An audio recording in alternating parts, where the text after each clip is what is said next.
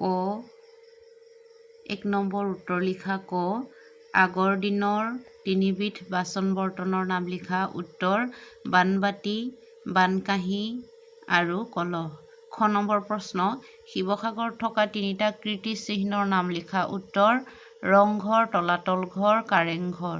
গ নম্বৰ প্ৰশ্ন শিৱসাগৰত থকা ৰজাদিনীয়া পুখুৰী এটাৰ নাম লিখা উত্তৰ জয়সাগৰ পুখুৰী ঘ 3বিধ যান বাহনৰ নাম লিখা উত্তৰ মটৰ গাড়ী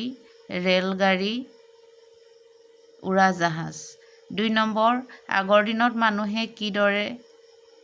সময়ৰ উমান পাইছিল উত্তৰ আগৰ দিনত মানুহে ঘড়ীৰ সলনি বেলিটোলৈ চাই সময়ৰ উমান লৈছিল যেনে বেলি মূৰৰ ওপৰ পালেহি মানে দুপৰীয়া বুজায় 3 নম্বৰ যাতায়াত বুলিলে কি বুজা তোমালোকৰ অঞ্চলত কি যাতায়াত ব্যৱস্থা আছে উত্তৰ যান বাহনৰ সহায়ত এঠাইৰ পৰা আন ঠাইলৈ অহা যোৱা কৰাকে যাতায়াত ব্যৱস্থা বোলে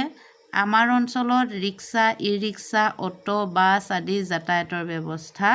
আছে